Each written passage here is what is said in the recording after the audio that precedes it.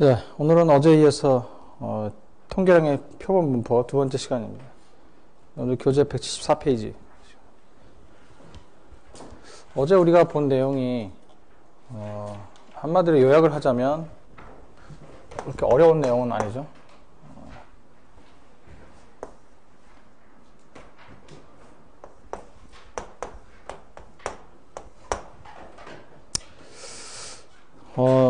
수학적으로 하면 여러분들이 보시는 것처럼 표본 통계량의 평균은 모평균이고 표본 통계량의 분산은 n분의 시그마 자승이라고 하는 상당히 간단한 결과가 나오게 됩니다.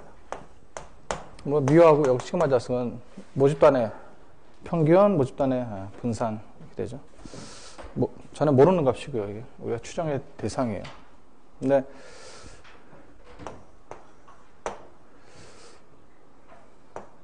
X바가 그래서 확률 변수다 하는 게 중요하다 그랬죠? 확률 변수다. X바라는 거는 단순히 표본을 만들어서 여기서 모집단의 모평균을 추정하기 위해서 계산된 X바 값이다. 이렇게 하면 이거는 우리는 그냥 점추정치라고 하고 이것이 모집단의 뮤하고 비슷할 것이다 하는 그런 식으로 그냥 단순하게 결론을 내리기에는 완벽한 그런 방법이 아니에요. 점추정치는 우리 통계학이라고 하는 거는 아주 완벽한 건 아니지만 그래도 가능한 한 객관적으로 모든 가능성을 확률을 도입해서 다 나열해 보자 하는 그런 시도예요. 점추정치는 하나밖에 존재하지 않는다는 것은 누구나 봐도 알 수 있는 쉬운 사실이에요. 그래서 점추정치가 이게 바뀔 때마다 표본이 바뀔 때마다 점추정치가 달라진다고 하는 것은 누구나 동의할 수 있는 사실이에요. 근데 거의 불가능에 가까운 거는 샘플이 달라짐에 따라서 나오는 모든 X바 값들을 전부 다 도출하는 거예요. 그건 불가능에 가까운 겁니다. 그래서 쉽게 생각하면 불가능하기 때문에 그냥 하나 갖고서 이걸 그냥 받아들이자 이렇게 하는 건데 그건 너무나도 쉬운 방법이면서 너무나도 무책임한 그런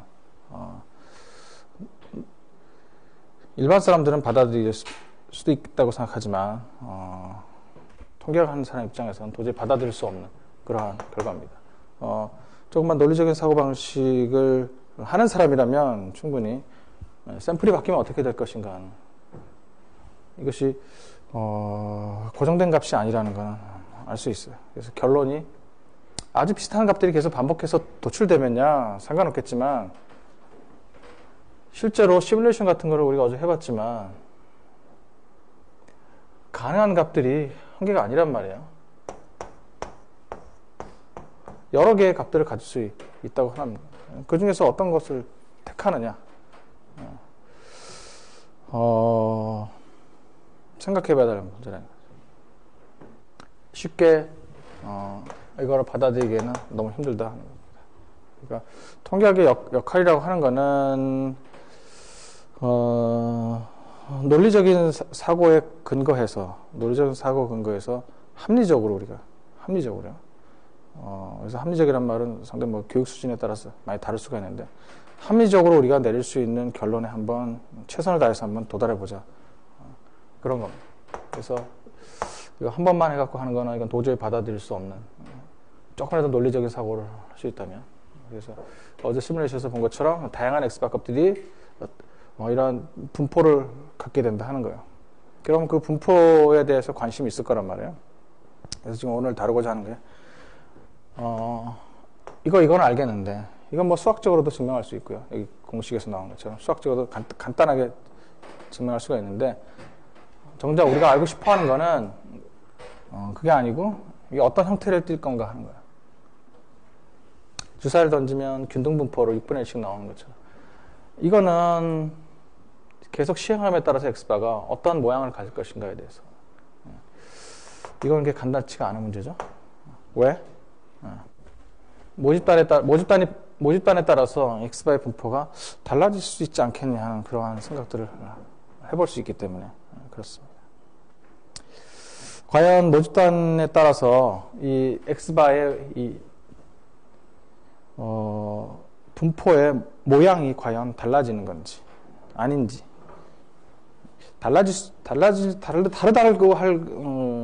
다르다고 생각하는 것이 직관적으로는 뭐 그럴 것 같은데 과연 그 직관이 맞는 건지. 자,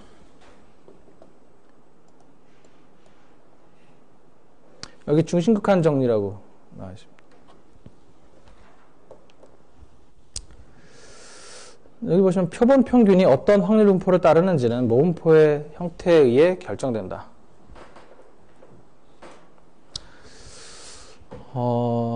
무수히 많은 모분포가 존재할 텐데 그러면 그때마다 표본 평균의 표본 분포를 구한다는 것은 너무 번거로운 일 것이다. 너무 번거로운 일 거면 괜찮은데 뭐 번거로우면 예를 들어서 사람이 못하면 컴퓨터가 대신해 준다. 그러면 뭐 상관없어요. 이건 상당히 정확한 표현은 아니고요. 번거로운 일이 아니라 거의 불가능에 가까운 무수히 많은 모분포가 존재할 텐데 근데 모분포를 우리가 과연 알 수가 있나?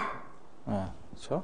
모분포를 안다면이라는 존재죠. 안다면 어떻게든 해보려면 해볼 수도 있을 것 같다는 그런 직관적인 생각이라는 얘기지 번거롭다는 건. 근데 모분포의 형태를 모른다면 아무 인포메이션이 모분포에 대해서 없다면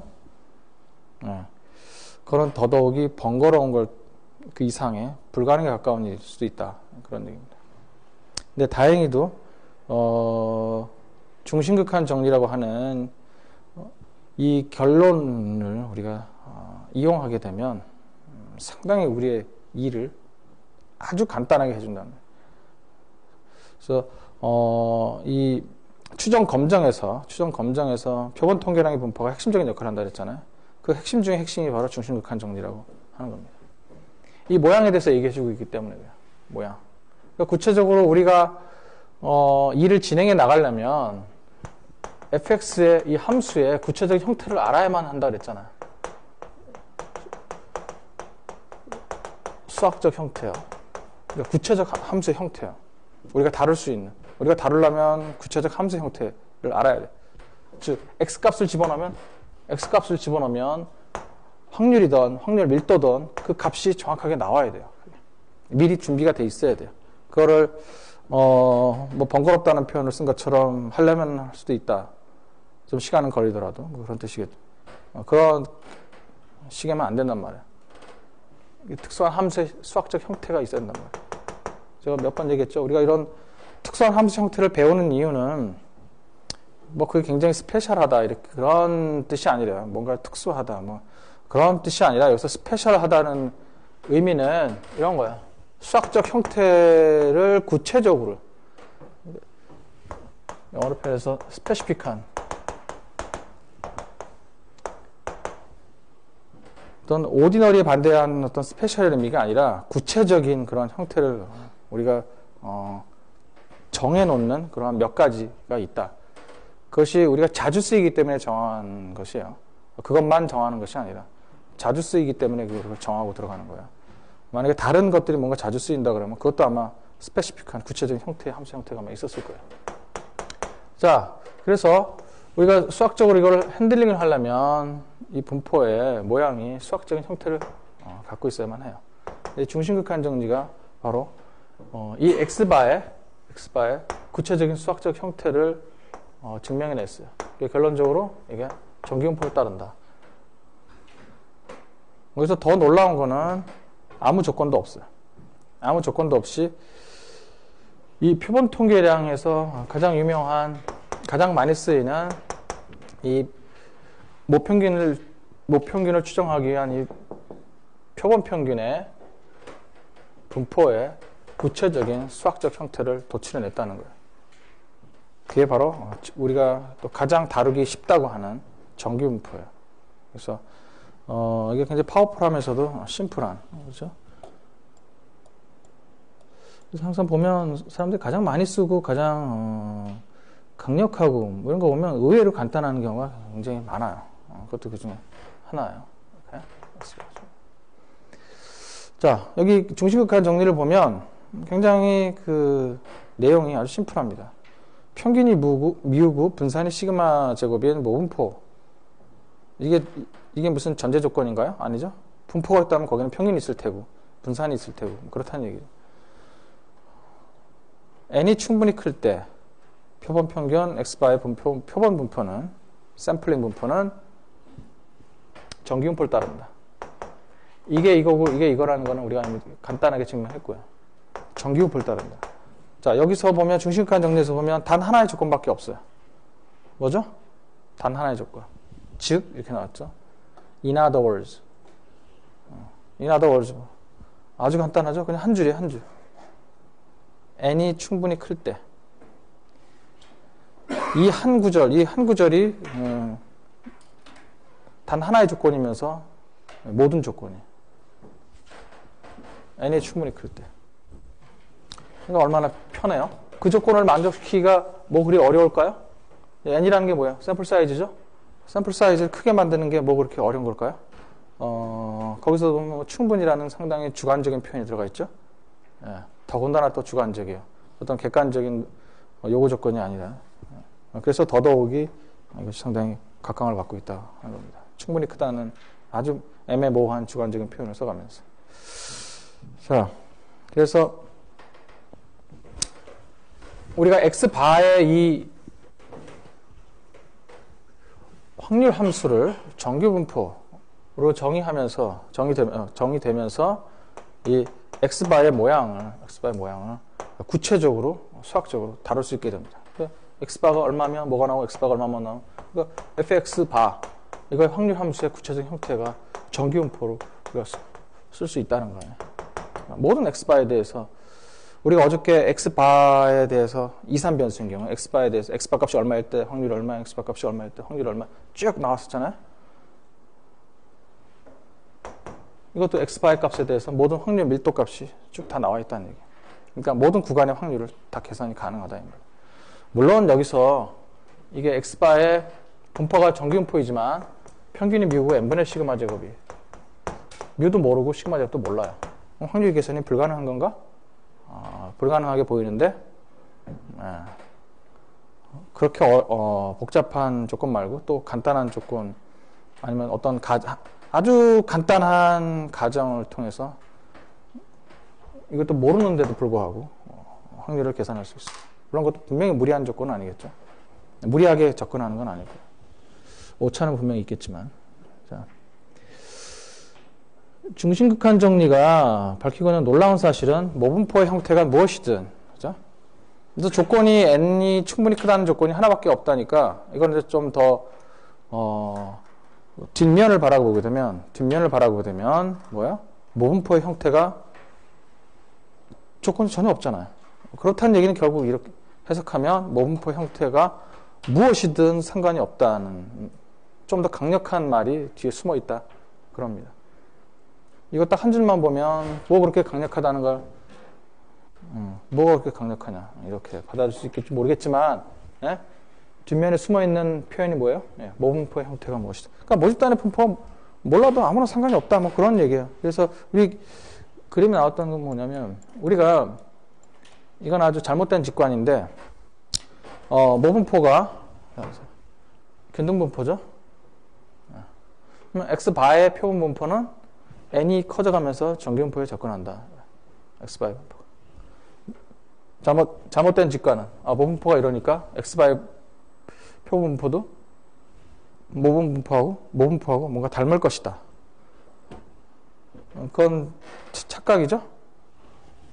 자,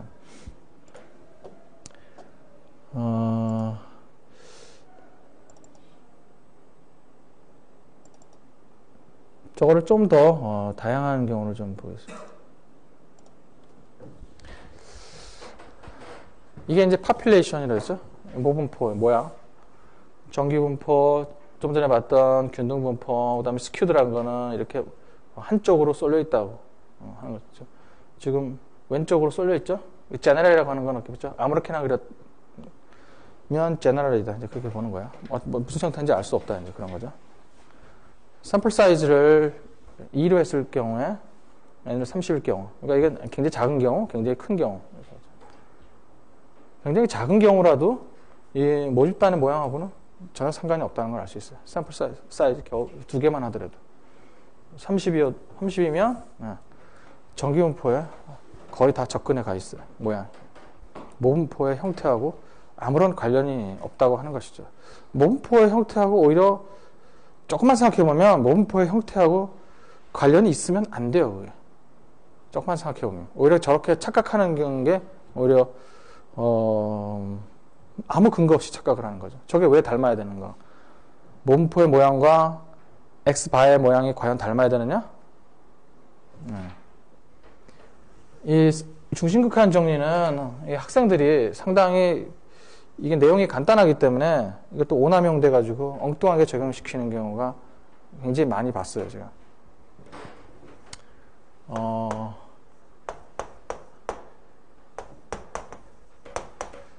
이럴 경우에 요약하면 이렇다는 얘기인데,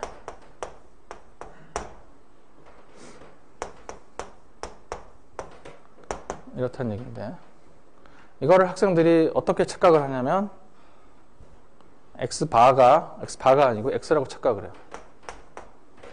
이걸. 샘플 사이즈가 커지면 X의 분포가 정기분포에 접근한다. 정기분포가 아니던 것들이 샘플 사이즈가 커지면 정기분포에 접근한다.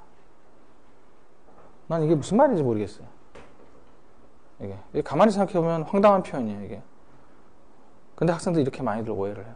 그러니까 모든 분포가 샘플 사이즈가 커지면 정기분포에 접근한다. 아무 근거 없고 아주 생뚱맞은 표현인데 왜 그렇게 착각하는지 제가 이유는 알아요. 곰곰이 생각해봤더니 몇 번 대화를 나눠보니까 왜 이렇게 생각한다는지 알아요. 그러니까 여러분들이 그 확률 분포에 대한 개념이 좀 잘못되어 있더라고요. 이 표현 방식이 이게 이렇다고 하는 거는 제가 그랬잖아요. 이게 똑같은 분포를 갖는다 이런 표시거든요. X가 정기분포를 따른다. 그럼 X라고 하는 거는 이게 뭐냐? 이게 소속을 얘기하는 게 소속. 이게 소속이 여기다고 하는 거야. 이 의미가 X의 소속은 정기분포다. X는 정기분포라고 하는 바구니에서 꺼낸 거다. 이게 바로 모집단의 모분포를 얘기하는 거야. 이게.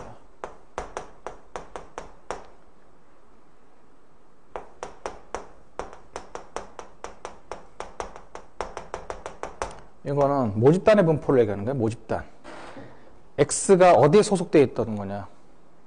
X는 정기분포라고 하는 데서 끄집어냈다. 정기분포라고 하는 바구니에서 끄집어낸 샘플들이다 하는 거야. 만약에 샘플이라면. 아니면 전체다 그러면 전체 다 할 테고. 여기서 끄집어냈다는 거야. 모집단. 정기 모집단이라고 하는 데서 X를 끄집어냈다 하는 소리야. 거기서 뽑아냈다. X의 소속은 여기다. 그 뜻이에요. 이게. 근데 그게 샘플 사이즈를 증가하면이라는 게 도대체 무슨 뜻이에요? 도대체 알 수가. 이게 갑자기 소속이 샘플 사이즈를 증가하면 이게 소속이 바뀌어요? 막? 소속이? 학생들이 어떤 걸로 오해를 하냐면 여기서 X를 끄집어내면 여기 표본이요. 표본을 2개를 끄집어낸다. 여기처럼 표본을 30개를 끄집어낸다. 두 가지 경우가 있다. 그러면 표본을 2개를 끄집어내면 2개 갖고 무슨 분포를 만들겠어요? 그렇게 생각하는 것 같더라고요. 근데 표본을 30개 만들면 여기서 뭔가 이상한 게 나오다가 표본을 30개 만들면 요게 정기분포에 가까워진다. 요게 무슨 분포인지 모르는데 지금 요걸 갖고 비교를 하더라고요. 요걸 갖고. 이게 아닌데 지금 여기 나와 있는 거는 파퓰레이션 모집단인데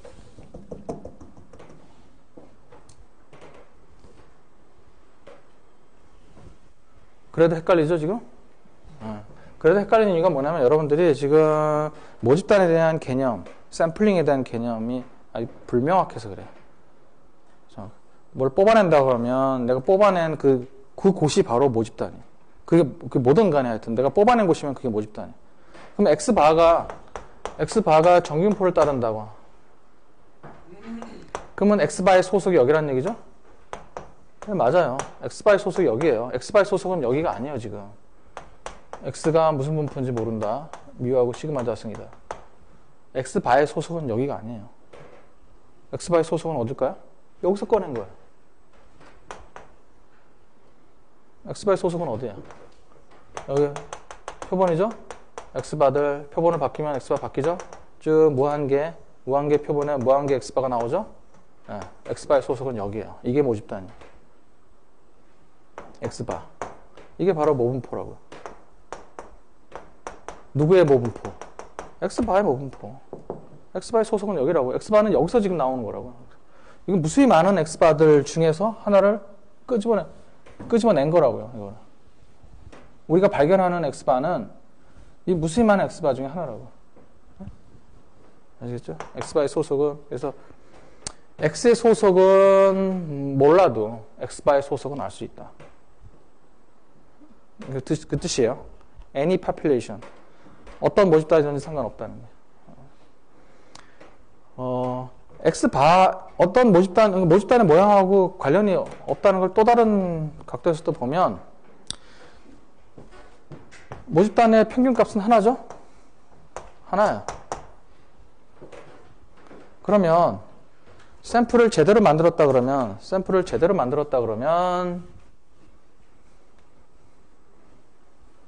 무한번 만들어도 샘플이 다 무한번 제대로 만들었다 그러면 x바 값은 그렇게 차이가 날까요? 안 나요. 비슷비슷한 값이 나올 거라고. 그러니까 x바 값은 뮤에 몰려있을 수밖에 없어요. 이런 식으로. 이게 모분포하고 무슨 상관이냐고. 모분포의 모양. 모분포에서 뮤라고 하는 파라메타는 딱 하나밖에 존재하지 않아요. 그래서 표본을 한번 이렇게 생각해 보세요. 표본의 사이즈를 모집단의 사이즈하고 정확하게 똑같이 만들었다고 생각해 봐요. 모집단이 사이즈가 100이고 표본의 사이즈도 100이라고 해봐요. 이거 좀 무리한 건데, 복원 추출하기 때문에 아무리 표본의 사이즈가 100이라고 그래도 모집단하고 표본은 같진 않아요. 넣었다 뺐다 하기 때문에 구성이 다를 수 있는데, 그냥 복원 추출하지 않고 비복원 추출했다. 그냥 모조리 그냥 그대로 갖고 왔다. 그럼 여기서 x바 값이 나오겠죠? 그럼 뭐야? x바 값이 모조리 다 똑같을 거 아니에요. 비복원 추출하면 동시에 100개를 다 똑같으니까 똑같은 x바가 나올 거 아니에요? 그러니까 뭐예요? 그러면 이 x바의 분포가 뭐가 나올까요? 이렇게 나올 거 아니에요? 그죠? 이게 무슨 모집단의 모양하고 무슨 상관이에요? 그죠? 모집단의 모양하고 아무런 상관. 모집단이 심지어 이렇게 뒤집어 있어도 이런 식으로 양쪽으로 몰려 있고 가운데 거의 없고 이런 식으로. 이게 x바의 분포가 이거를 닮아야 되나요? 아무 상관이 없잖아요. 그죠? 여기 정가운데 뮤값이다 그러면 우리의 작업은 이 뮤값을 뽑아내는 건지 뮤값을 추정하는 거지 모집단의 모양을 추정하는 게 아니잖아요. 모집단의 모양을 추정할 수 있는 방법은 그건 또 다른 방법이고 분포를 추정하는.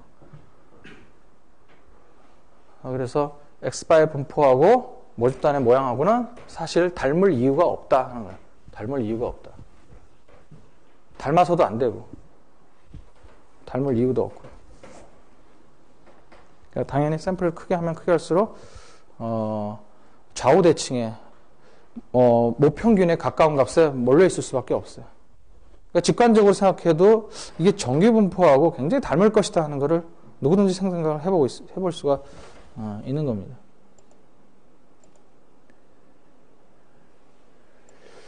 근데 그거를 이제 중심극한 정리는 수학적으로 증명을 했다는 거죠. 그러니까 우리의 직관을 안심하고 직관적인 생각을 안심하고 쓰려면 그건 수학적으로 증명이 돼야 돼요. 그래서 중심극한 정리가 그 역할을 해놓은 겁니다. 그래서 우리는 증명 없이 이런 걸 사용할 때는 어떻게 해야 되냐면, 우리는 단 한 줄로 중심극한 정리에 의하면 이렇게 그 단 한 줄로 x바는 정규표를 따른다 이렇게 하면 돼요. 원래 정확하게 표현하려면 그냥 무조건 x바는 정규표를 따른다 이렇게 하면 안 되고, 그래서 간단하게 하면 그냥 그래서 CLT에 의해 이렇게 하면 돼요. 하나의 구절만 써놓으면 돼요. 그리고서 x바는 그래서 x바는 정규표를 따른다. 증명 없이 우리가 사용하는.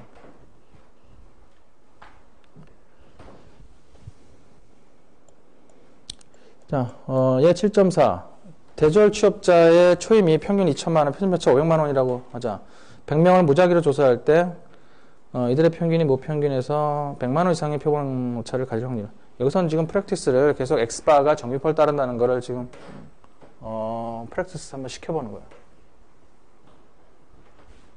모평균도 알고 모표준 편차도 다 알죠? 지금 추정 문제를 하고 있는 게 아니라 추정 검정 문제가 아니고 이미 다 모집단의 평균 표준 편차 다 알고 있죠. 그래서 알고 있는 상황에서 뭐 이런 게 궁금할 수도 있단 말이에요. 이런 게. 그러니까 지금 우리가 추정 문제가 아니고 어떤 집단의 모집단의 평균하고 표준 편차만 알아도 뭐예요? 이런 확률들을 계산할 수가 있다. 모집단의 모양이 뭔지 몰라도, 분포가 뭔지 몰라도. 자, x바가 그러면 모평균값, 그죠? 2000 하고 표준 편차 500이라고 되어 있죠? 그러니까 n분의 샘플 사이즈가 100분의 500의 제곱.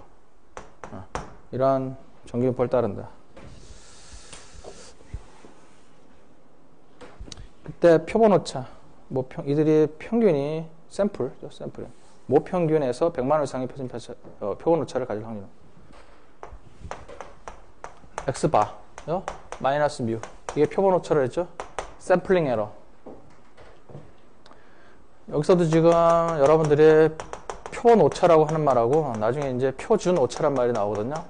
이걸 자꾸 헷갈리시는데, 이게 자꾸 헷갈리는 이유는 여기 세자가 같고 벌써 여기 니은까지 같고, 그죠? 보하고 주의 차이에요. 그래서 자꾸 학생들이 헷갈려하고. 영어로 써놓으면 전혀 다른데, 샘플링 에러 하고 이건 스탠다드 에러.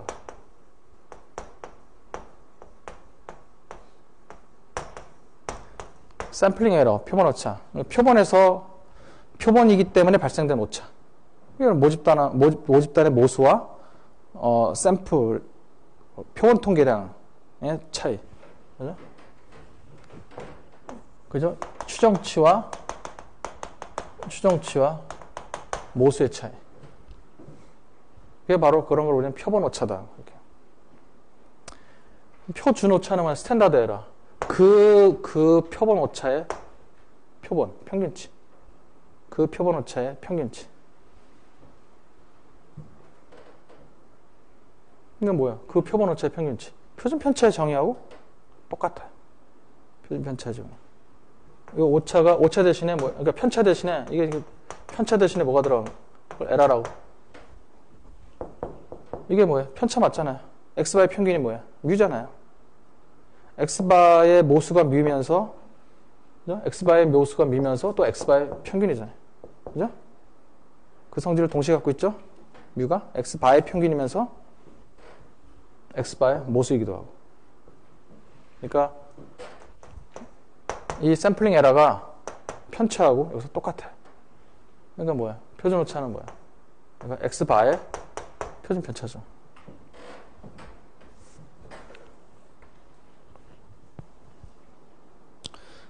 그러니까 기술통계량에서 우리가 표준 편차의 개념을 제가 아주 강조했던 이유가 바로 그런 겁니다. 그게 명확하게 안 돼 있으면 계속 흔들리는 거예요. 이런 표현에 있어서 자꾸 혼돈이 오게 되고. 나중에 표준 오차 추정 검증할 때 자주 나오는 표현이니까 표본 오차, 표준 오차, 표본 오차 이 두 가지 용어를 혼동하지 마시기 바랍니다. 그러니까 차라리 샘플링 에러, 스탠다드 에러 이렇게 영어로 바꿔서 놓으시는 게 훨씬 더 편할 수도 있어요. 자, 이 표본 오차가 모평균에서 100만 원 이상의 표본 오차. 이 표본 오차가 100 이상일 확률을 얘기하죠. 이게 얼마냐?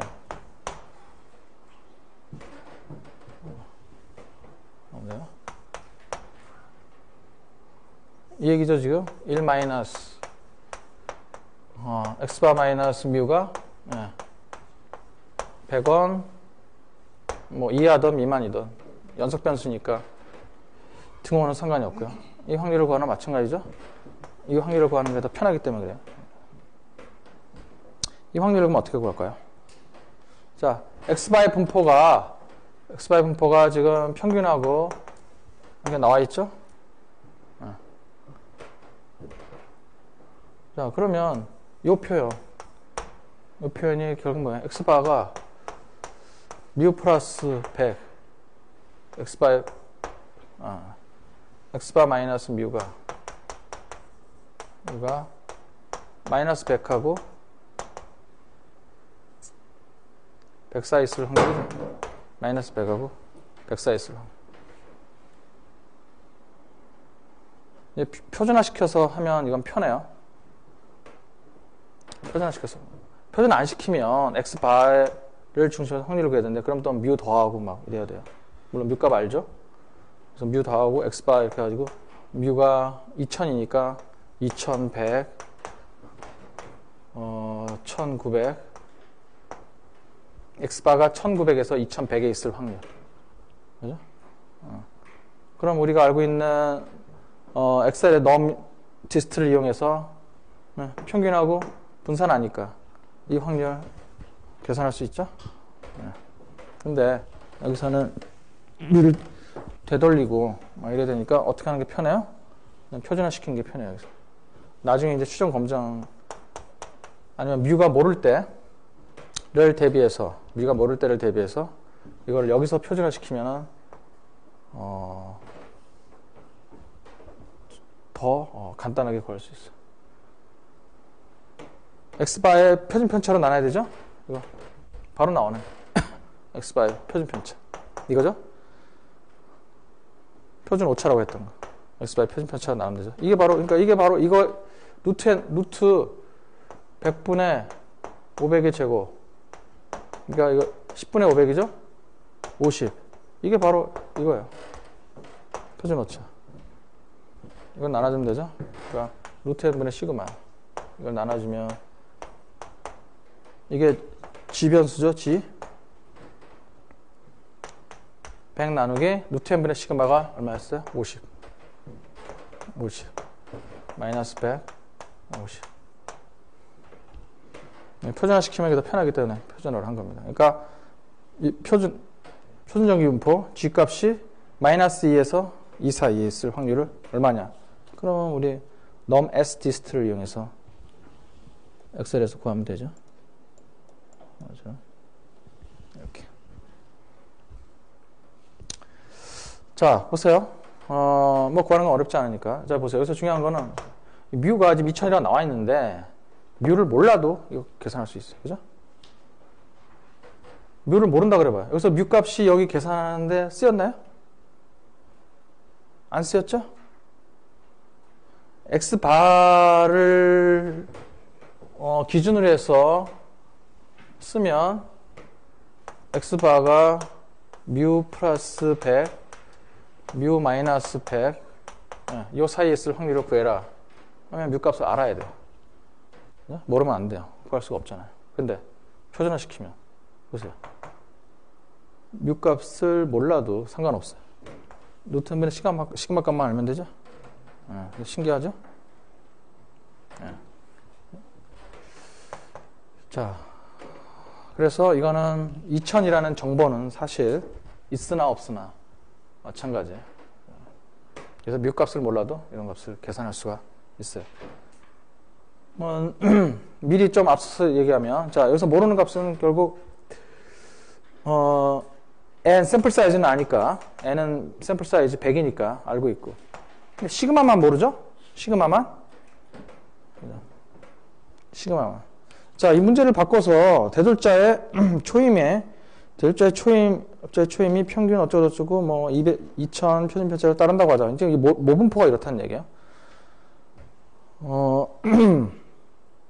모집단의 값을 모르는 경우가 대부분이죠. 이런 경우는 뭐 적심하고 계산하려면 계산할 수가 있죠. 물론 정확하지는 않겠지만 하지만 이 정보를 모르는 경우가 상식적으로 더 일반적이다. 그렇게 하면 뭐야? 그럴 경우에 확률을 한번 구해봐라. 그러면 무슨 정보가 필요하겠어요? 자, 뮤는 필요가 없다는 걸 우리가 알았고, 표준화 시키면 이 공식에 의해서 시그마만 알면 된다. 그럼 시그마를 어떻게 구할 거야? 모집단의 표준 편차는 어떻게 처리하면 될까요? 네. 표본의 표준 편차로 바꿔 끼면 돼요.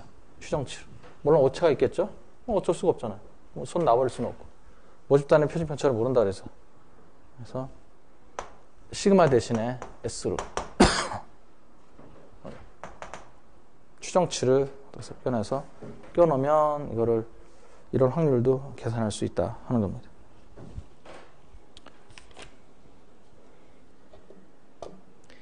자, 이거를 이제 해석하는 게 중요해요. 자, 어떻게 해석하나 봅시다. 이 확률을 왜 구했을까요? 그러니까 여러분들은 제가 그랬잖아요. 문제 푸는 게 직업이라고 그랬는데, 그러니까 문제는 풀어놓고 그러면 이거 동그라미 맞았다. 물론 다른 방법이 없죠. 필답고사라는 게 그런 한계가 있는 거죠. 근데 실제 상황에서는 그런 걸 원할까요? 확률 계산을 못해서? 실제 상황에서는 이런 확률 계산을 엑셀만 있으면 쉽게 하는 건데. 여기서 알고자 하는 게 뭘까요? 자, 보세요. 해석을 보세요. 결과에 대한 해석을.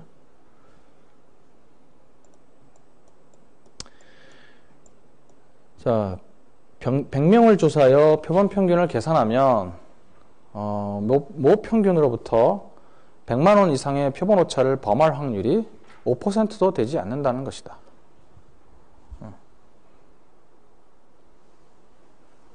자, 모집단의 평균하고 분산 정보를 우리가 모른다고 가정하는 게 더 정확한 표현이라고 그랬죠? 그래서 우리가 표본 평균을 계산하고 나서 뭔가를 얘기를 해야 되는데, 그때 모집단의 모수값을 모르는 상태에서 이런 얘기를 할 수 있다고. 당연히 몰라야 되니까. 몰라야 되고. 그래서 표본 평균치를 우리가 계산하려고 하는 거고. 100명을 조사하여 표본 평균을 계산하면 모 평균으로부터 그 값이 표본 평균값 우리 계산했었죠. 계산은 여기서 안 했죠? 어떤 게 나오면 표본 평균을 계산하면 그 값이 모 평균으로부터 100만 원 이상의 표본 오차를 범할 확률이 5%도 되지 않는다.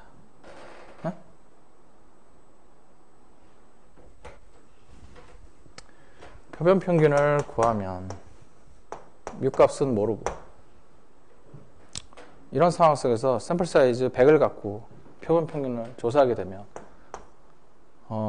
그러한 또 요 시그마를 우리가 S라고 봅시다. S하고 같다. 뭐 일단 모르니까. 근데 S가 시그마의 추정치로. 근데 그러한 성격의 집단에서 추출하고 나면 추출해서 X 바값을 구하면 그 값이 평균으로부터, 그러니까 평균으로부터 얼마나 가까울지는 몰라요. 그 X 바값이 여기 떨어질 수도 있고 아주 가깝게 여기 떨어질 수도 있어요. 몰라요. 뮤는 모르니까. 그렇지. 운이 좋기를 바랄 수밖에 없다. 상당히 비합리적인 표현이죠. 그래서 통계학에서는 이렇게 표현한다 이거죠. 이런 상황에서 X값을 구하면 이게 여기 있는 건지 좀 더 가까이 있는 건지 이 주변에 있는 건지 멀리 떨어져 있는 건지 모르지만 확률적으로 얘기하면 어떻다? 그것이 모평균으로부터 100만 원 이상 100만 원 이상 떨어질 가능성은 5%, 약 5% 정도밖에 안 된다. 100만 원 이상 오차가 날 확률. 그러니까 어느 정도 오차가 나는 걸 허용할 것이냐 하는 또 문제가 있긴 해요. 일단 여기서는 한 100만 원 정도면 그 정도 오차는 뭐 표본이라는 한계 때문에 어쩔 수 없겠다. 뭐 그 정도를 받아들이는 오차라고 한다면 그 표본에서 구한 평균값이 그 정도로 상당히 신뢰도가 있다 그런 거예요. 95% 정도 신뢰도가 있다. 뮤 플러스 마이너스 100 안에 들어올 확률이 95%라 그런 얘기죠. 우리가 구해놓은 X바 값이 아직은 안 구했지만 이제 앞으로 이제 구할 그런 것들이 이런 상황에서는 그런 식의 해석을 해야 되고요. 그런 식의 해석을 해야 되고, 이런 X바의 분포가 필요한 이유가 바로, 이러한 얘기들을 해주기 위해서 하는 겁니다. X바의 분포를 모르게 되면, 우리가 구한 X바를 갖고서, 궁금한 건 그거 아니에요. 우리가 구한 X바가 뮤하고 얼마나 가까운 건가. 이걸 얘기를 해줘야 될 거 아니에요. 이거를. 그냥 믿어라? 그렇게 하면 안 되고. 뮤하고 가까울 것이다? 운 좋게도? 나는 운이 좋은 사람이니까. 아니면 샘플하고 아주 가깝게, 샘플을 아주 모집도 안 하고 가깝게 만들었으니까 좀 믿어달라? 그렇게 해서는 안 되고. 이거에 대한 오차를 얘기를 해줘야 된단 말이에요. 확률적으로. 알 수는 없고. 정확한 값은 미는 모르니까. 그러니까 확률적으로 이거의 오차가 플러스 마이너스 100 이내에 들 것이다. 그럴 가능성은 95%다. 반대로 얘기하면 플러스 마이너스 100 범위 바깥에 있을 확률은 X가 그 정도 멀리 떨어져 있을 가능성은 5%밖에 안 된다. 그러니까 신뢰할 만하지 않느냐. 좀 더 이제 정확하게 얘기하는 거죠. 오늘 밤에 눈 올 확률이 95%다. 그렇게 얘기하는 거 지금 똑같은 얘기예요. 물론 안 올 수도 있지만. 그런 얘기입니다. 그 확률은 한 5%다. 그렇게 얘기하는 거 지금 똑같은 얘기입니다. 자, 얘 7.5를 보겠습니다. 얘 7.5는 얘 7.4하고 같이 비교를 해보시라는 겁니다. 대졸 취업자의 초임이 정기분포 똑같아요. 지금 얘 7.4의 상황하고 똑같은 상황입니다. 지금 똑같은 상황인데 여기서 달라진 건 뭐냐면 여기 7.4에서 똑같은 상황에서 여기서는 샘플 사이즈가 100이었고 얘 7.5에서는 샘플 사이즈가 25예요. 즉 여기서 지금 얘기하시려고 하는 거는 대표본일 때하고 소표본일 때하고 그 차이점을 지금 부각시키려고 하는 겁니다. 근데 소표본 이 경제 데이터일 경우에는 소표본으로 하는 경우는 거의 없어요. 아주 특수한 상황에서는 대표본만 하게 되는데 뭐하러 소표본하고 대표본을 이렇게 비교했느냐. 진짜 소표본하고 대표본을 비교하기 위해서 뭐 그러는 건 아니고요. 여기서 좀 얘기하려고 하는 거는 결론은 결국 어떻게 날 거냐면 표본의 사이즈는 무조건 크게 해야 된다. 일단 그렇게 결론을 내리라고 지금 하는 겁니다. 그러니까 최선을 다해서 그러니까 비용과 시간에 제약이 있다면 그 제약 하에서 하여튼 최선을 다해서 샘플 사이즈는 크게 하면 크게 할수록 좋다. 또 이제 바꿔서 얘기하면 샘플 사이즈가 적으면 적을수록 안 좋다. 신뢰할 수가 없다. 이제 그런 식의 결론이 나올 겁니다. 상식선에서 그렇게 크게 벗어나지는 않습니다. 이 경우에 똑같은 확률을 지금 계산해 보면 절차는 다 똑같아요. 지금 n값만 지금 달라졌기 때문에 풀이 과정에 있어서 또 설명은 필요 없고요.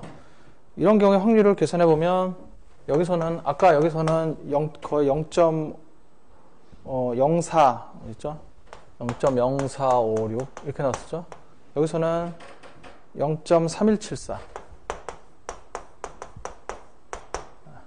확률이 뭐 엄청나게 커지죠? 네. 아까 이 확률을 어떻게 해석했어요?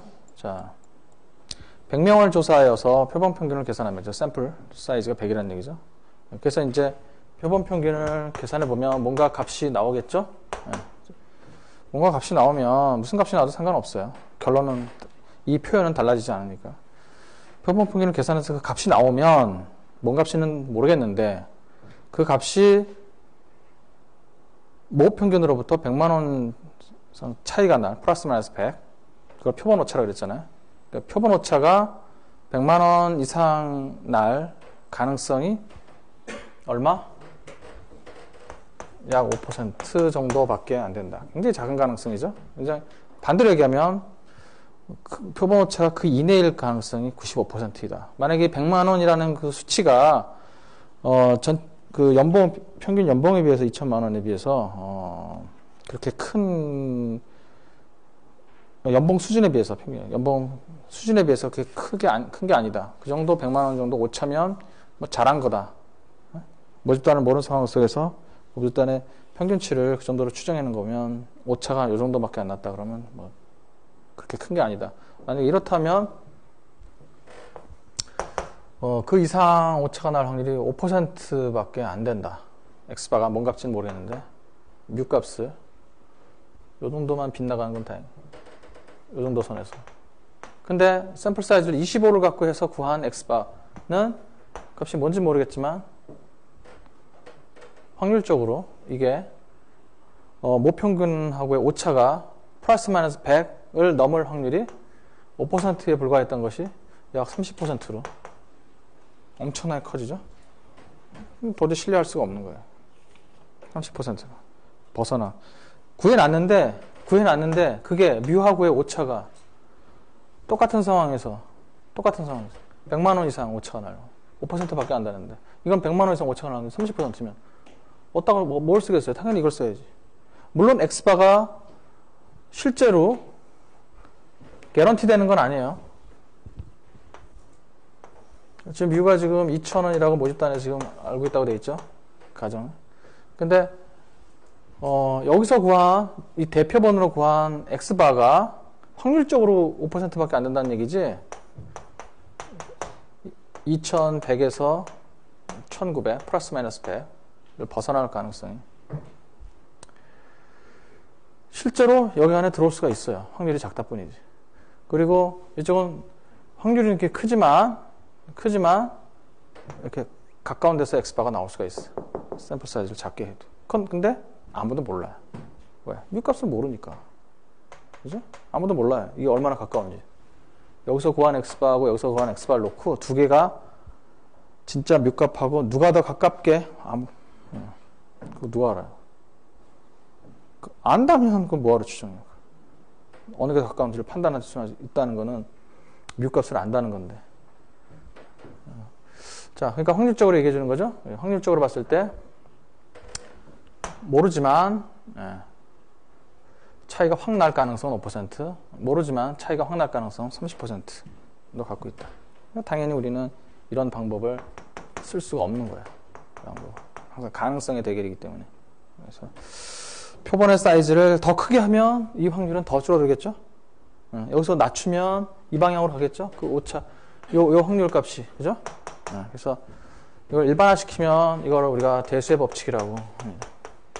교재는 안 나와 있는데 우리 이 교재 특성이 이런 수학적인 용어라든지 이런 것들을 될 수 있는 한 안 쓰려고 노력을 하는 겁니다. 그러니까 개념이 중요한 것이지 뭐 용어 같은 거는 좀 어드밴스된 데서 그때 나오면 아 이게 이거구나 짐작할 수 있고 금방 연결시킬 수가 있어요.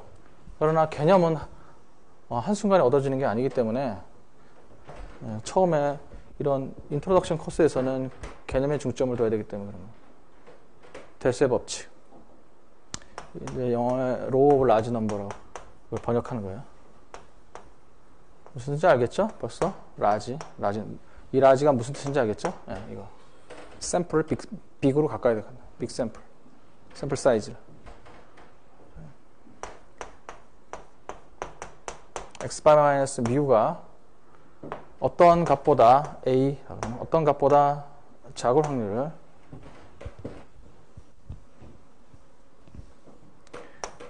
리미트 n이 무한대. n은 여기 x바의 공식에 숨어 있죠, 지금? 예?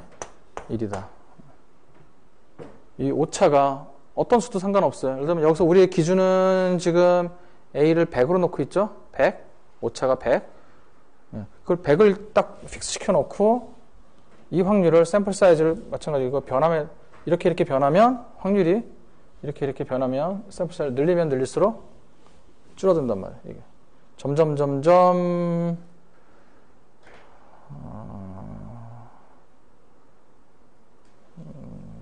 감소한다. 네? 요게 감소한다. 네, 이 표현을 해야 되겠네. 네, 이 확률이 n이 그 표현이 더 낫겠어요. 그 표현이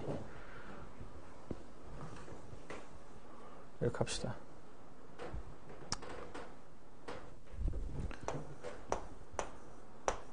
이 표현이 낫겠어요. n을 크게 하면 무한대로 간다는 것보다 n을 크게 하면 요 어떤 특정한 값은 상관없어요. a라고 하는 게 이게 큰 수일 수도 있고 뭐 작은 수도 있어요. 이게 뭐 100일 수도 있고, 뭐 10의 마이너스 뭐 10승 이럴 수도 있고요. 이게. 뭐 0은 안 되겠죠. 그래서 이게 샘플 사이즈 크게 하면 크게 할수록, A를 정해놓고 샘플 사이즈를 비교해보면 점점점 N을 증가시키면 할수록 이 확률이 이런 식으로, 이 방향 다운되죠? 다운된다. 그러니까 뭐 반대로 얘기하면 똑같은 확률을 놓고서도 만약 A를 변화시킨다 그러면 A 값을 굉장히 작게, 그러니까 0.01 이런 확률을 달성하는 거는 뭐 A가 0.01이라도 이거보다 작게 하는 확률을, 요거보다 작은 확률은 굉장히 이 5%보다는 훨씬 크겠죠? 네? 오차를 작게 만들면 이 확률이 늘어난다고요. 대신에 보세요. 그러니까 A 값을 작게 하면 저 확률 값이 커져요. 대신에 N 값을 늘리면 저 확률 값이 작아지죠? 네. 서로 반대 방향으로 가죠? 그러니까 어떻게 하면 돼요? 그러니까 A 값을 작게 하려면 A 값을 작게 해서 이 확률이 늘어나는 거를 이거 진짜 잘못네. 확률이 맞죠? 네. A보다 작게 하는 확률이 PR이 A를 작게 하면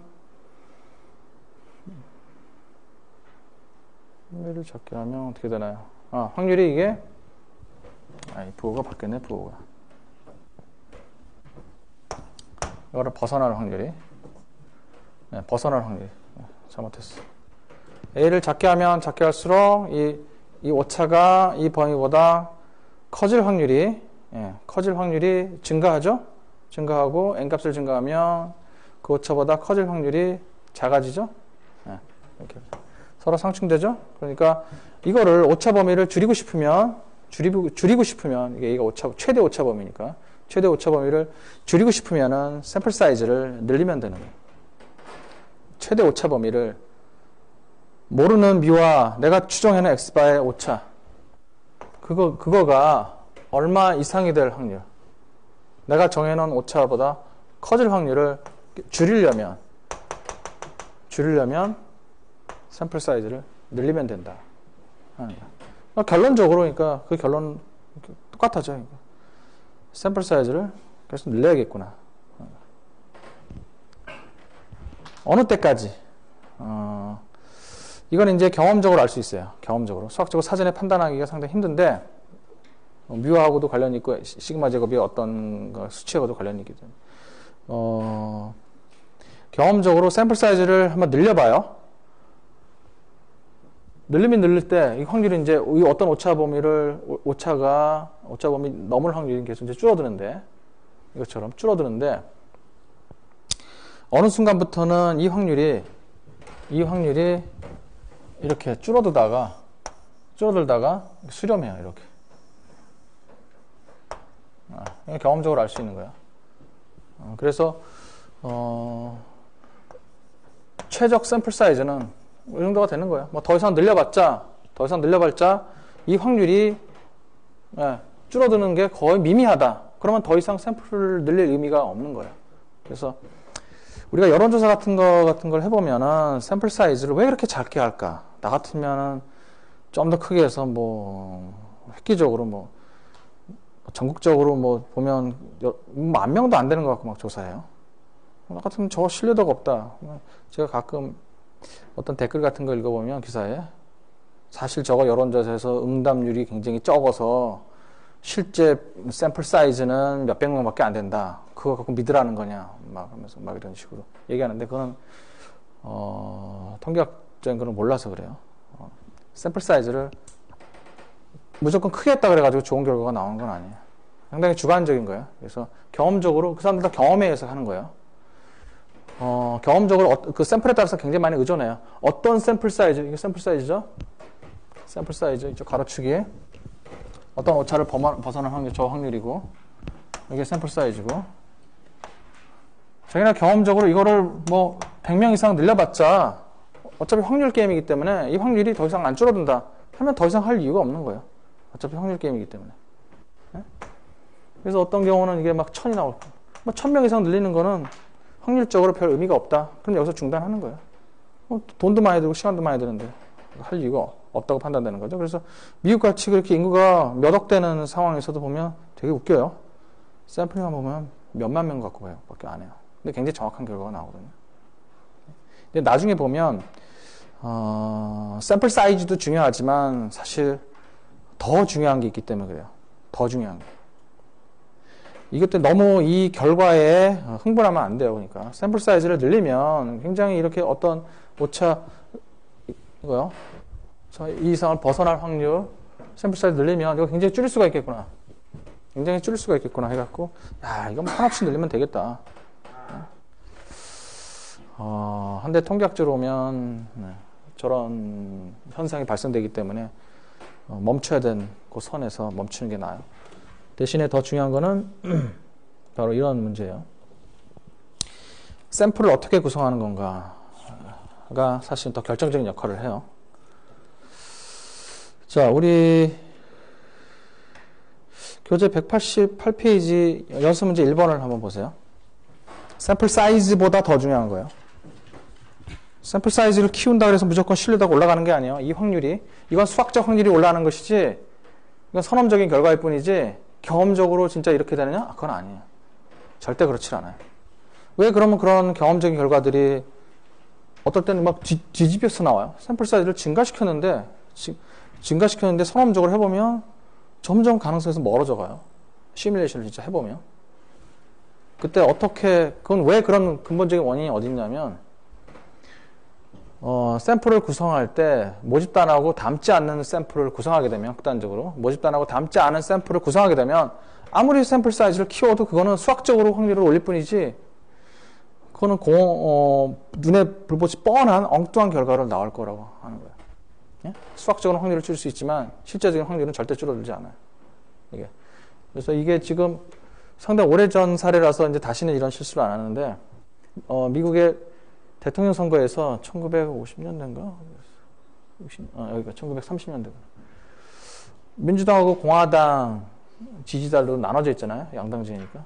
그래서 여론조사를 하는데 전화로 했어요. 전화번호고. 근데 그 당시에 가난한 사람들은 전화가 없었어요. 그래서 전화부 속에서 샘플을 뽑으면 상대적으로 소득 수준이 높았던 공화당 지지자들이 더 많아요. 그래서 민주당 지지자들이 굉장히 조금밖에 포함 안 됐어요. 그럼 어떻게 돼요? 이건 이제 바이어스드 샘플. 이렇게 편향된 표본 하에서 아무리 샘플 사이즈를 늘려도 그게 무슨 의미예요, 그게? 그죠? 이런 게 공허한 수학적인 결과에 지나지 않는 거예요. 이 사람들은 이런 이론은 알고 있어요. 이런 이론은 알고 있었지만 이건 몰랐던 거예요. 지금 봐서는 도저히 왜 저런 실수를 했을까 하겠지만 원래 그래요. 학문의 발전 단계라는 게. 이때는 데이터 하나하나 구하는 것도 너무 힘들고 그래요, 사실. 그래서 샘플 사이즈만큼이나 아니면 더 중요한 게 샘플을 모집단하고 닮은 샘플을 나오도록 의도적으로 구성을 해야 돼요. 의도적으로. 여기서 랜덤 샘플이라고 해서 랜덤이니까 그냥 아무 생각 없이 한다. 그런 의미가 아니에요. 여기서 랜덤이라는 것도 봤지만 그 정의가 두 가지로 나눈다고 했잖아요. 골고루 섞여져야 된다. 랜덤이라는 게. 골고루 섞여져야 된다. 그리고 뽑힐 때마다 보건 추출로 확률이 거의 같아야 된다. 그 두 조건을 만족해야 된다. 그랬잖아요. 같은 바구니에서 꺼내야 된다. 이건 같은 바구니가 아닌 거예요. 그러니까 공화당이라는 바구니에서 꺼냈다고 지지자들 사이에서 꺼냈다고 하는 그 바구니가 아예 자체가 달랐다는 거예요. 그래서 연습 문제를 보시면은 우리가 이제 그 인터넷상에서 여론조사하는 것도 그렇고 그런 여론조사 방법들이 굉장히 결과가 뻔한 것들이 굉장히 많다는 거예요. 호텔이나 식당에서는 서비스에 대한 고객 평가를 알아보기에 설문지를 비치해 두고 고객들로 하여금 작성하도록 한다. 이렇게 수집된 자료를 무작위 표본이라고 볼 수 있는가? 답은 없죠. 이유는 왜? 편향된 표본. 어떤 식으로 편향되어 있어요? 네, 설문지를 비치해 뒀는데 거기다가 한번 평가를 해보겠다고 작성하는 고객들은 어떤 사람들일까요? 주로 극단적인 사람들. 아주 불만이 많은 사람이나 아주 만족한 사람이나 중간 정도 되는 사람은 대개 이런 거는 관심 없어요. 그렇죠? 예. 그래서 그럼 이런 경우에 무작위 표본을 하려면 어떻게 될까요? 만족도 조사를 하려면 그냥 무조건 나눠주고 무조건 답하게 해야 돼요. 무조건 나눠주고 무조건 답하게 해야 돼요. 의도적으로 해야 된다 이 말이에요. 랜덤 무작위 표본이라는 게 그냥 알아서 그냥 뭐 이렇게 저절로 돌아가게 그냥 뭐 아무렇게나 의도 없이 하는 게 아니라 샘플을 의도를 갖고 편향된 표본이 안 나오도록 골고루 섞여지도록끔 의도적으로 표본을 만들어야 된다 하는 그런 겁니다. 그러니까 항상 그랬죠. 제가 같은 바구니라는 표현이요. 같은 바구니에서 뽑히게 돼야 돼요.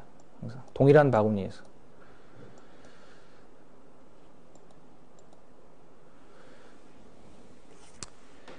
자, 그 다음에 표본 비율의 표본 분포요.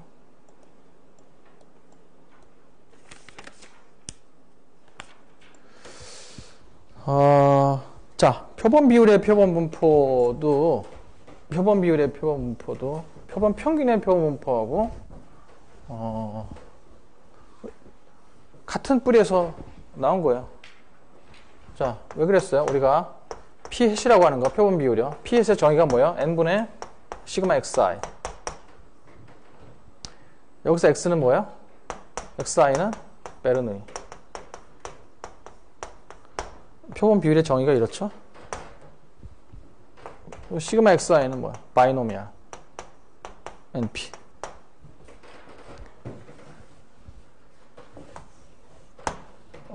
표본 비율. 어떤 그 집단에서 어떤 뭐 비율. 보통 여러 가지 비율을 있을 텐데, 종류가. 근데, 대개 경우에 베르누이. 그러니까 두 가지 중에 하나.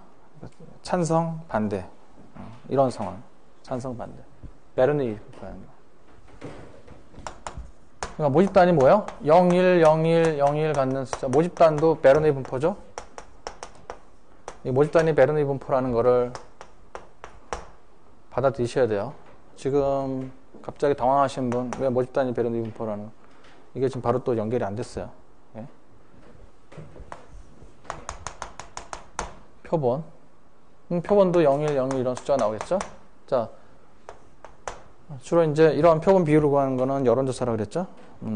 여론조사를 한다는 건 뭐예요? 지지 아니면 지지하지 않는 거. 그래서 지지하는 걸 1, 그게 더 관심 있는 거니까 관심 있는 거를 1, 관심 없는 거, 지지 않는 사람 0. 그래서 모집단은 사람이겠지만 사람으로 보지 않고 뭐예요? 0, 1, 0, 1 숫자로 보는 거죠. 여기서 표본을 샘플링하면 표본도 0, 1, 0, 1.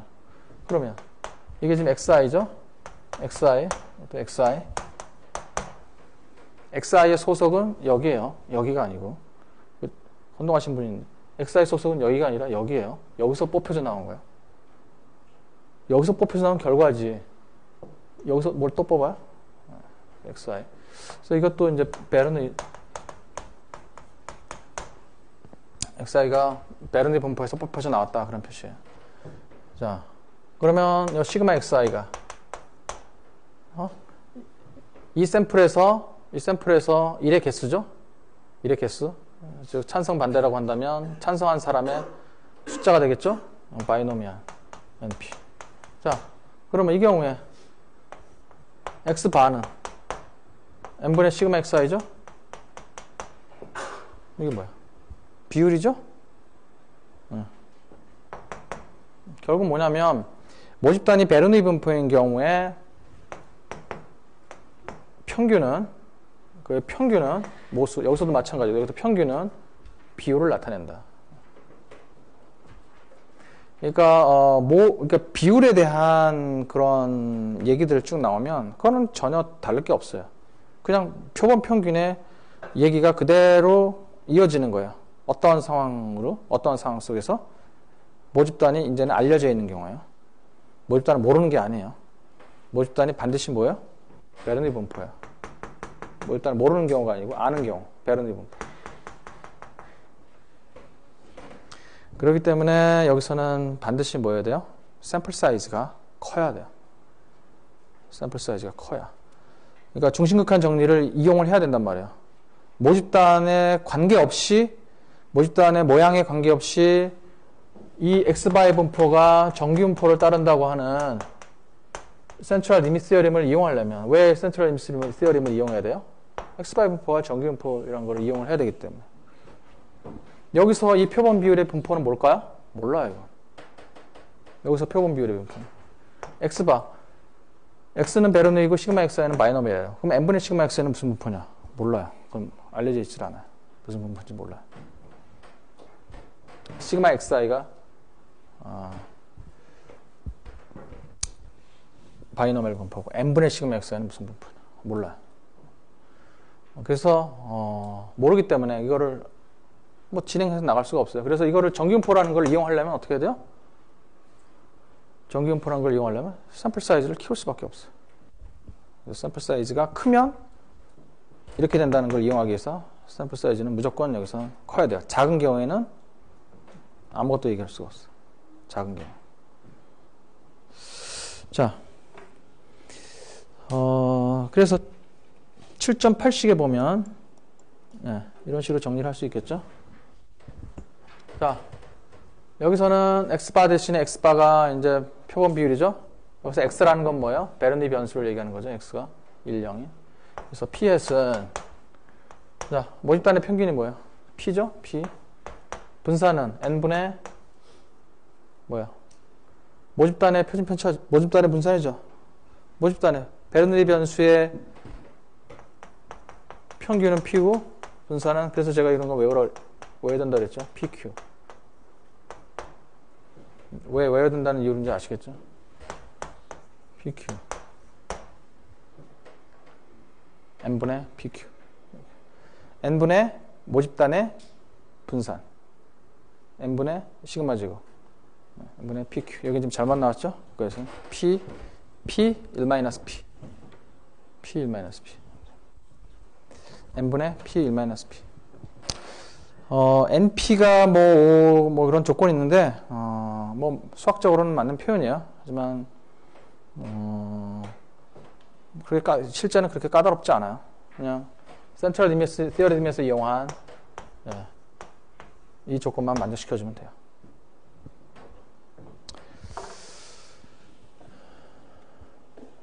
그러니까 p-p도 결국 정의가 똑같죠? 정의가 여기서 비율에 관련된 거에서는, 그러니까 비율에 관련된 거는 그것만 알아두면 돼요. 비율에 관련된 건 모집단이 베르누이 분포다. 이게 핵심이에요. 모집단이 베르누이 분포다. 그래서 비율에 관련해서 표본 오차는 이게 되겠죠? 이게 추정치고 이게 모수고. 그러니까 이게 x바하고 이게 뮤죠? 샘플 평균, 모평균. 베르누이 집단의 샘플 평균, 모평균. 그래서 표본 비율의 표본 오차.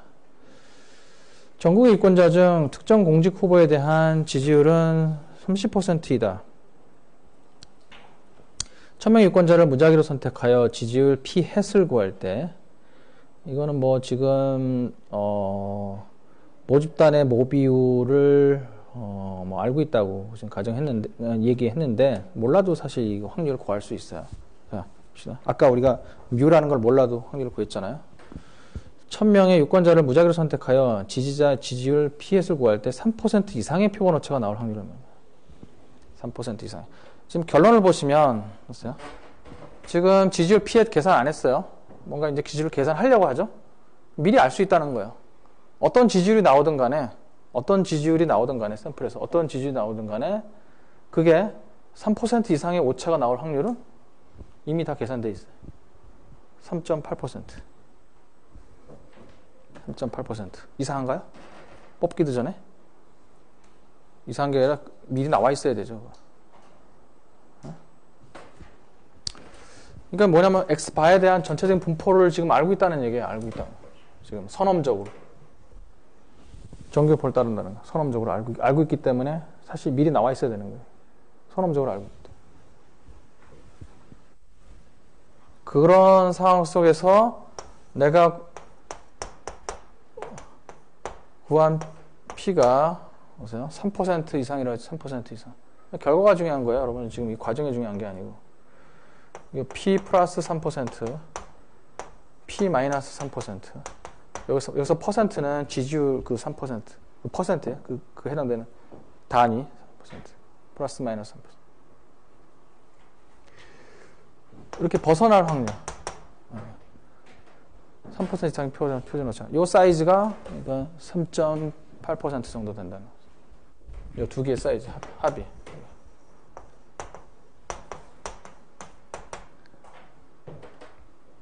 그러니까 이 안에 들어올 확률이 대략 4%라 그러면 이게 대략 96%다.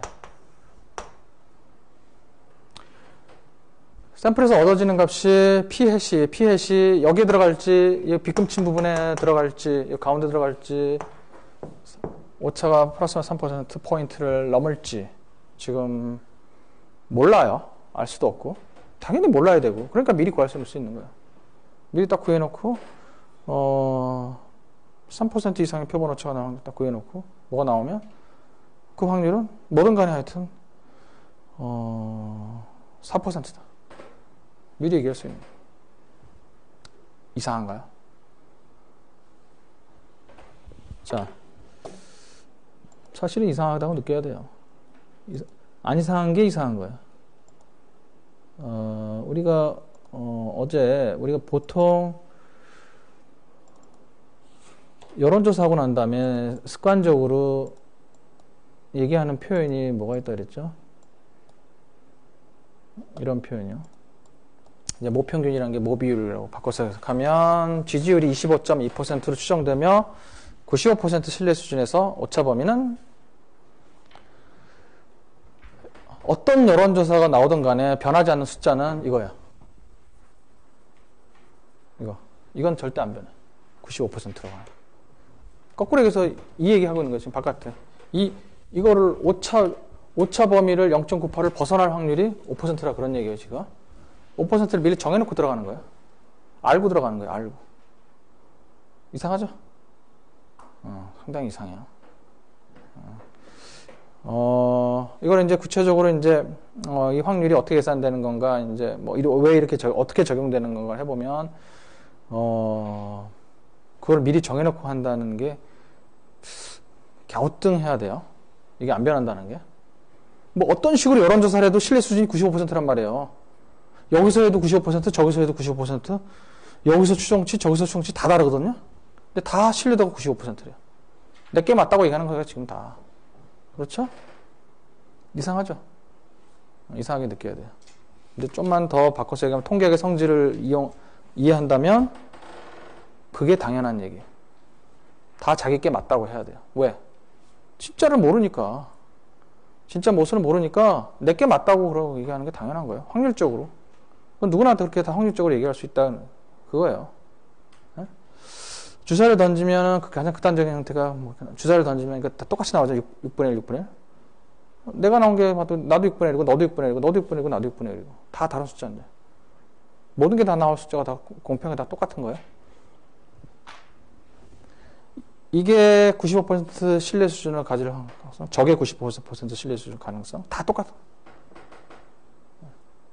거기까지 이제 확대 해석을 하게 되면 뒤집어서 얘기하면 통계학이라는 게 상당히 이게 얼마든지 뭔가 좀 트릭을 쓸 수도 있겠구나 하는 생각이 좀 들어요. 아니 모든 게 다 95%라 그러면 내 마음대로 구해놓고 95%라고 얘기해도 되겠구나 하는 생각이 들어요. 실제로도 그렇게 할 수 있어요. 내가 원하는 숫자를 만들어낼 수 있어요. 내가 원하는 숫자를 만들어내고 이게 95% 신뢰 수준이라고 얘기해요. 이론적으로 전혀 하자가 없게. 이론적으로도 전혀, 통계적으로, 수학적으로 전혀 하자가 없이도 그렇게 내 마음대로 만들어 놓고 95% 신뢰 수준이라고. 오차 범위, 이게 벗어날 가능성은 5%밖에 안 된다고 충분히 얘기할 수 있는 여지가 있어요. 그게 이제 통계학의 결정적인 한계예요. 모집단을 모르니까 그런 일들이 벌어지는 수밖에 없다고 보시면 돼요. 한계다 이거죠. 통계학의 한계. 자, 그러면 연습 문제 몇 개를 좀 보겠습니다.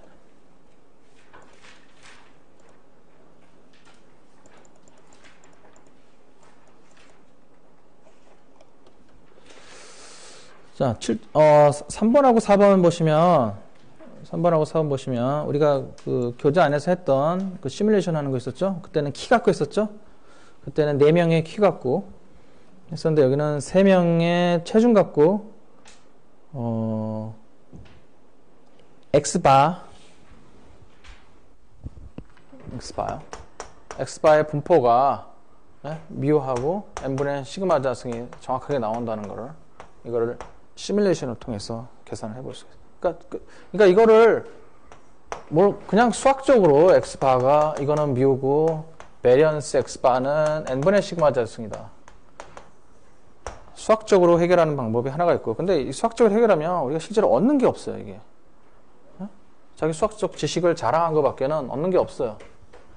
근데 시뮬레이션 같은 것들은 그 과정을 보면서 이게 x바의 특성이 어떻다는 것을 정확하게 알 수가 있어요. x바가 이런 이거를 시뮬레이션에서 얻어내려면 x바 이거 표도 만들고 그림도 그려보고 막 이래야 되거든요. 최소한 표는 그려봐야 된단 말이에요. 그러면 x바가 확률 분포를 갖는 확률 변수라는 거를 본인이 체험할 수가 있단 말이에요. 그런 게 이제 시뮬레이션으로 접근하는 큰 장점이고, 많은 경우에 실제로 경험을 못하기 때문에 이런 식으로 시뮬레이션 통해서 체험해 보는 게 상당히 하여튼 좋은 교육 방법이라고 합니다. 여러분들이 해서 이런 건 한번 각자 한번 해보세요. 3, 4번 같은 경우에.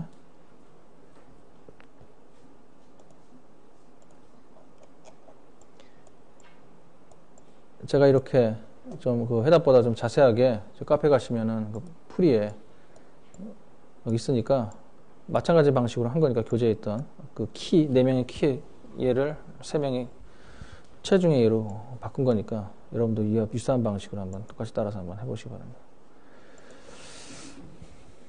자, 그 다음에 10번, 다른 건 다 스킵하시고 10번 보시면은 10번이 아까 얘기했던 대수의 법칙을 한번 프랙티스 해보라고 하는 거예요. 대수의 법칙. 자, 샘플 사이즈를 늘리면 어떤 결과가 빚어지는가. 그걸 한번 체험해보라 그런 거예요. 샘플 사이즈를 늘리면 어떤 이점이 있는가. 결과적으로 아까 P야, X바가 요거는 증가하죠. 어느 사이에 있을 확률, A가 좁은 범위에 있을 확률이 A를 만약에 0.01로 시켜 놓는다 하면 이 확률은 증가하는 게 좋잖아요. 그죠? 좁은 어떤 범위 안에 있을 확률. 그래서 샘플 사이즈가 증가하면 어떤 범위 내에 있을 확률을 증가시킨다 하는 걸 알 수 있어요. 그래서 해답을 보시면 이 확률이 증가하는 모습을 볼 수 있어요.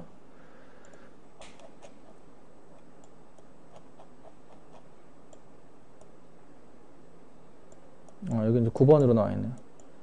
여기 n을 4로 하면 확률이 0.3108이 나오다가 n을 25로 하면 0.6826으로 증가해요. 이건 증가하는 게 좋은 거죠. 그 다음에 n을 100으로 하면 0.9544 증가하죠. 이 확률이 어떤 수, 이건 아무거나 정해놔도 마찬가지 결과예요. 어떤 수 범위 내에, 그러니까 오차라는 거죠. 어떤 추정치하고 모수가 어떤 오차, 그러니까 추정 오차죠. 최대 추정 오차 범위 내에 있을 확률이 샘플 사이즈를 증가하면 증가할수록 그 확률이 올라가요.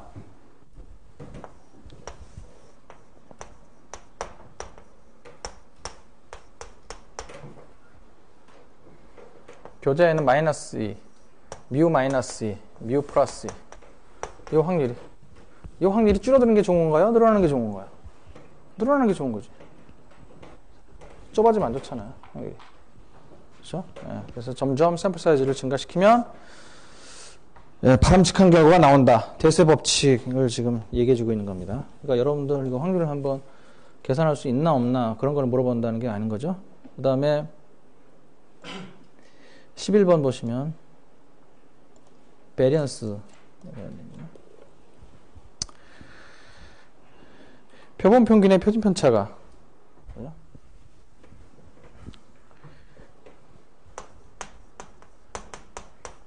그러니까 이거 루트 식인 거죠. 베리언스 x바 n분의 시그마지고, 그러니까 sx바는 루트 n분의 시그마. 이건 지난 시간에서도 얘기했던 거죠. x바의 분포가 이렇게.